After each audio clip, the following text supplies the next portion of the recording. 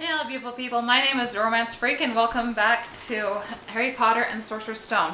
Now, where we last left off, Professor Dumbledore has convinced Harry not to go looking for the Mirror of Erised, and now we are going to be finding out who exactly Nicolas Flamel is. So in Chapter 13, Nicolas Flamel. Dumbledore had convinced Harry not to go looking for the Mirror of Erised again, and for the rest of the Christmas holidays, the invisibility cloak stayed folded at the bottom of his trunk. Harry wished he could forget what he'd seen in the mirror as easily, but he couldn't. He started having nightmares. Over and over again, he dreamed about his parents disappearing in a flash of green light, while a high voice cackled with laughter. "You see, Dumbledore was right. The mirror could drive you mad," said Ron when Harry told him about these dreams. Hermione, who came back the day before term started, took a different view of things.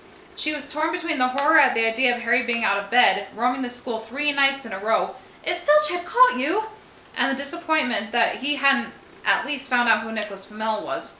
They'd almost given up hope of ever finding Flamel in a library book, even though Harry was still sure he read the name somewhere. Once term had started, they were back to skimming through books for 10 minutes during their breaks.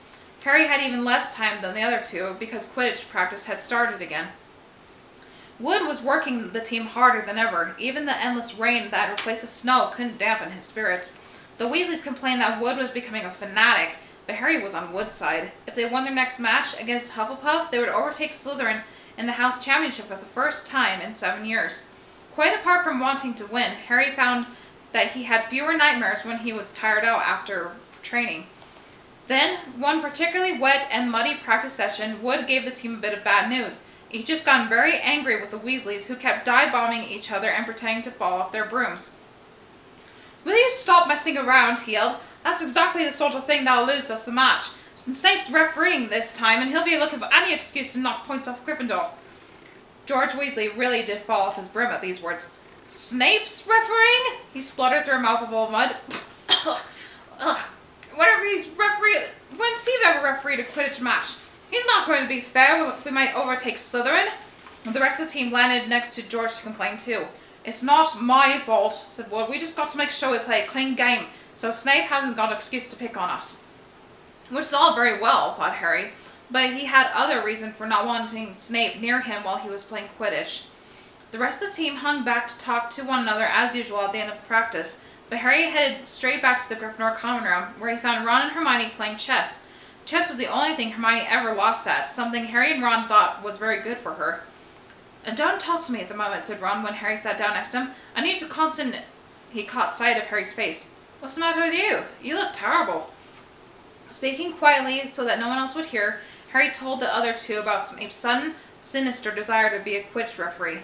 "Don't play," said Hermione at once. "Say you're ill," said Ron.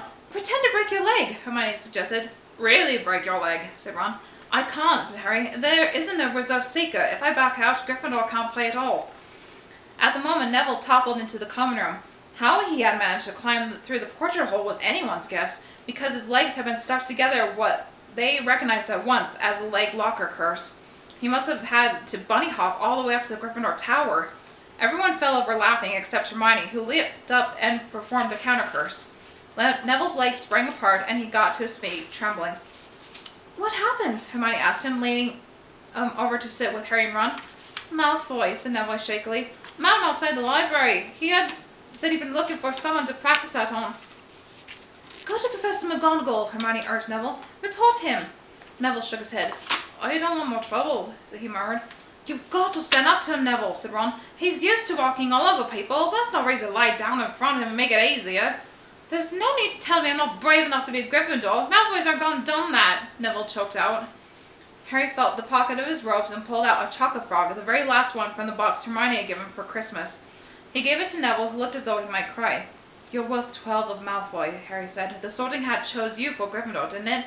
And where's Malfoy? Stinking Slytherin." Neville's lips twitched in a weak smile as he unwrapped the frog. "Thanks, Harry. I think I'll go to bed. Do you want the card? You collect them, don't you?" As Neville walked away, Harry looked at the famous wizard card. "Dumbledore again," he said. "He was the first one I ever—" He gasped. He stared at the back of the card. He then looked up at Ron and Hermione. "I found him," he whispered. "I found Flamel. I told you I read his name somewhere before. I read it on the train coming here. Listen to this. Dumbledore is particularly famous for his defeat of the Dark Wizard Grindelwald in 1945, for the discovery of 12 uses of dragon's blood, and his work on alchemy with his partner Nicolas Flamel. Hermione jumped to her feet. She hadn't looked so excited since they'd gotten back their marks for the very first piece of homework. "Stay there," she said, and she sprinted up to the stairs to the girls' dormitories. Harry and Ron barely had time to exchange mystified looks before she was dashing back, an enormous old book in her arms. "I never thought to look in here," she whispered excitedly. "I got this out of the library weeks ago for a bit of light reading." "Light?" said Ron, but Hermione told him to be quiet until she had looked something up, and started flicking frantically through the pages, muttering to herself. At last she found what she was looking for. "I knew it! I knew it!" "Are we allowed to spike yet?" said Ron grumpily. Hermione ignored him. "Nicolas Flamel," she whispered dramatically, "is the only known maker of the Sorcerer's Stone." This didn't quite have the effect she expected. "The what?" said Harry and Ron. "Oh, honestly, don't you two read? Look, read that, there." She pushed the book toward them, and Harry and Ron read. "The ancient study of alchemy is concerned with making the Sorcerer's Stone, a legendary substance with astonishing powers. The stone will transform any metal into pure gold. It also produces elixir of life, which will make the drinker immortal. There have been many reports of the Sorcerer's Stone over the centuries, but the only stone currently in existence belongs to Mr. Nicolas Flamel, the noted alchemist and opera lover. Mr. Flamel, who celebrated his 665th birthday last year, enjoys a quiet life in Devon with his wife, Pernell, 658. "See?" said Hermione, when Harry and Ron was finished. "This dog must be guarding Flamel's Sorcerer's Stone. I bet he asked Dumbledore to keep it safe from him because they're friends, and he knew someone was after it. That's why he wanted the stone moved out of Gringotts."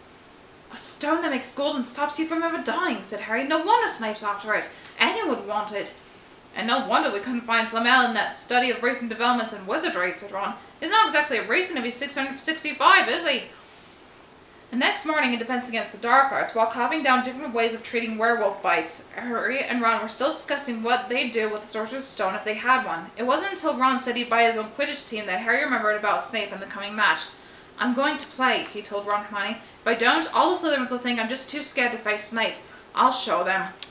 And it'll really wipe the smiles off their faces if we win. Just as long as we're not wiping you off the field," said Hermione. As the match drew nearer, however, Harry became more and more nervous, whatever he told Ron and Hermione. The rest of the team wasn't too calm either. The idea of overtaking Slytherin in the house championship was wonderful. No one had done it for 7 years. But would they be allowed to, with such a biased referee? Harry didn't know whether he was matching or not, but he seemed to keep running into Snape wherever he went. At times, he even wondered whether Snape was following him, trying to catch him on his own. Potion lessons were turning into sort of weekly torture. Snape was so horrible to Harry. Could Snape possibly know they found about the Sorcerer's Stone? Harry didn't see how he could, yet sometimes he had the horrible feeling that Snape could read minds. Little does Harry know. Harry knew when they wished him good luck outside the locker room the next afternoon that Ron and Hermione were wondering whether they'd ever see him alive again. This wasn't what you called comforting. Harry hardly heard a word of Wood's pep talk as he pulled on his Quidditch robes and picked up his Nimbus 2000. Ron and Hermione, meanwhile, had found a place in the stands next to Neville, who couldn't understand why they looked so grim and worried, or why they had both brought their wands to the match. Little did Harry know that Ron and Hermione had been secretly practicing the leg locker curse. They'd gotten the idea from Malfoy using it on Neville, and were ready to use it on Snape if he showed any sign of wanting to hurt Harry. "Now, don't forget, it's locomotor motus," Hermione muttered as Ron slipped his wand up his sleeve. "I know," Ron snapped. "Don't nag." Back in the locker room, Wood had taken Harry aside. "I don't want to pressure you, Potter, but if we ever need an early capture for the snitch, it's now. Finish the game before Snape can favour Hufflepuff too much." "The whole school's out there," said Fred Weasley, peering out the door. "Even... Blimey, Dumbledore's come to watch." Harry's heart did a somersault. "Dumbledore?" he said, dashing to the door to make sure. Fred was right. There was no mistaking that silver beard. Harry could have laughed out loud with relief. He was safe. There were simply no ways that Snape would try to dare hurt him if Dumbledore was watching. Perhaps that was why Snape was looking so angry as the teams marched onto the field, something that Ron noticed too. "I've never seen Snape look so mean," he told Hermione. "Look, they're off. Ouch!" Someone had poked Ron in the back of the head. It was Malfoy. "Oh, sorry, Weasley. Didn't see you there." Malfoy grinned broadly at Crabbe and Goyle. "Wonder how long Potter's going to stay in his room this time. Anyone want to bet? What about you, Weasley?" Ron didn't answer. Snape had just awarded Hufflepuff a penalty because George Weasley had hit a bludger at him. Hermione, who had all her fingers crossed in her lap, was squinting fixedly at Harry, who was circling the game like a hawk, looking for the snitch. "You know how I think they chose people for the Gryffindor team?" said Malfoy loudly a few minutes later, as Snape awarded Hufflepuff another penalty for no reason at all. "It's people they feel sorry for. See, there's Potter, who's got no parents, then there's the Weasleys, who've got no money. You should be on the team, Longbottom. You've got no brains." Neville went bright red but turned in his seat to face Malfoy. "I'm worth 12 of you, Malfoy," he stammered. Malfoy, Crabbe, and Goyle howled laughter, but Ron, still not daring to take his eyes from the game, said, "You tell him, Neville. Longbottom, if brains were gold, you'd be poorer than Weasley, and that's saying something." Ron's nerves were already stretched to the breaking point with anxiety about Harry. "I'm warning you, Malfoy. One more word." "Ron!" said Hermione suddenly. "Harry!" "What? Where?" Harry had suddenly gone into a spectacular dive, which drew gasps and cheers from the crowd. Hermione stood up, her crossed fingers in her mouth, as Harry streaked toward the ground like a bullet. "You're in luck, Weasley. Potter's obviously spotted some money on the ground," said Malfoy. Ron snapped. Before Malfoy knew what was happening, Ron was on top of him, wrestling him to the ground. Neville hesitated, then clambered over the back seat to help. That's why I love Neville so much. He's such a brave Gryffindor. Love him. "Come on, Harry!" Hermione screamed, leaping to her feet as she watched Harry sped straight at Snape. She didn't even notice Malfoy and Ron rolling around her seat, or the scuffles and yelps coming from the whirl of fists that was Neville, Crabbe, and Goyle. Up in the air, Snape turned on his broomstick just in time to see something scarlet shoot past him, missing him by inches.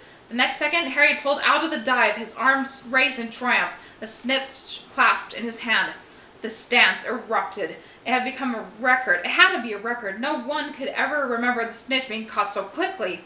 "Ron! Ron, where are you? The game's over! Harry's won! We've won! Gryffindor's in the lead!" shrieked Hermione, dancing up and down on her seat and hugging Parvati Patil in the row in front. Harry jumped off his broom, a foot from the ground. He couldn't believe it. He'd done it. The game was over. It had barely lasted 5 minutes. As Gryffindor came spilling onto the field, he saw Snape land nearby, white-faced and tight-lipped. Then Harry felt a hand on his shoulder and looked up into Dumbledore's smiling face. "Well done," said Dumbledore quietly, so that only Harry could hear. "Nice to see you've been having brooding about that mirror. Keeping busy. Excellent." Snape spat bitterly on the ground. Harry left the locker room alone some time later to take his Nimbus 2000 back to the broom shed. He couldn't ever remember feeling happier. He'd really done something to be proud of now. No one was ever going to say he was just a famous name anymore. The evening air had never smelled so sweet. He walked over to the damp grass, reliving the last hour in his head, which was a happy blur.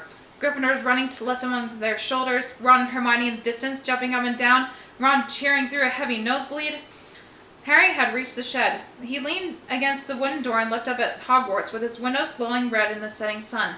Gryffindor in the lead. He'd done it. He'd shown Snape. And speaking of Snape, a hooded figure came swiftly down the front steps of the castle. Clearly not wanting to be seen, it walked fast as possible toward the Forbidden Forest. Harry's victory faded from his mind as he watched. He recognized the figure's prowling walk. Snape, sneaking into the forest while everyone was out at dinner? What was going on? Harry jumped back onto his Nimbus 2000 and took off. Gliding silently over the castle, he saw Snape enter the forest at a run. He followed. The trees were so thick he couldn't see where Snape had gone. He flew in circles, lower and lower, brushing the top branches of the trees until he heard voices. He glided toward them and landed noiselessly in a towering beech tree. He climbed carefully along one of the branches, holding tight to his broomstick, trying to see through the leaves. Below, in the shadowy clearing, stood Snape, but he wasn't alone. Quirrell was there too. Harry couldn't make out the look on his face, but he was stuttering worse than ever. Harry strained to catch what they were saying. "Don't know why you want me to meet you here of all places, Severus." "Oh, I thought we'd keep this private," said Snape, his voice icy. "Students aren't supposed to know about the Sorcerer's Stone, after all." Harry leaned forward. Quirrell was mumbling something. Snape interrupted him. "Have you found out how to get past the beast of Hagrid's yet?" But Severus, "You don't want me as your enemy, Quirrell," said Snape, taking a step toward him. I don't know what you know perfectly well what I mean." An owl hooted loudly, and Harry nearly fell out of the tree. He steadied himself in time to hear Snape say, "Do a little bit of hocus pocus. I'm waiting." But I did. Very well, Snape cut in. We'll have another little chat soon, when you've had time to think things over and decide where your loyalties lie. He threw his cloak over his head and strode out of the clearing. It was almost dark now, but Harry could see Quirrell standing quite still as though he was petrified. Harry, where have you been? Hermione squeaked. We won! You won! We won! Shouted Ron, thumping Harry on the back, and I gave Malfoy a black eye, and Neville tried to take on Crabbe and Goyle single-handed. He's still out cold, but Madame Pomfrey says he'll be alright. Talk about showing Slytherin! Everyone's waiting for you in the common room. We're having a party. Friend George stole some cakes and stuff from the kitchens. Never mind that now, said Harry breathlessly. Let's find an empty room. Wait till you hear this. He made sure Peeves wasn't inside before shutting the door behind them. Then he told what he had seen and heard. So we were right. It is the Sorcerer's Stone, and Snape's trying to force Quirrell to help him get it. He asked if he knew how to get past Fluffy, and he said something about Quirrell's hocus pocus. I reckon there are other things guarding the stone apart from Fluffy. Loads of enchantments, probably. And Quirrell would have done some anti-dark spells that Snape needs to break through. So you mean the stone's only safe as long as Quirrell stands up to Snape? Said Hermione in alarm. It'll be gone by next Tuesday, said Ron. And that is the end of chapter 13, and we'll be moving on to chapter 14, Norbert the Norwegian Ridgeback, in the next one. So, for the question this week, for this chapter is, when is a time that you've ever stood up to any bullies, like Neville did to Malfoy and Crabbe and Goyle? If you're welcome to leave your comments down in the comment section below, and I will be reading them. I would love to hear your stories on that. So, okay, peace out. Love y'all. I'll see you next time in my den.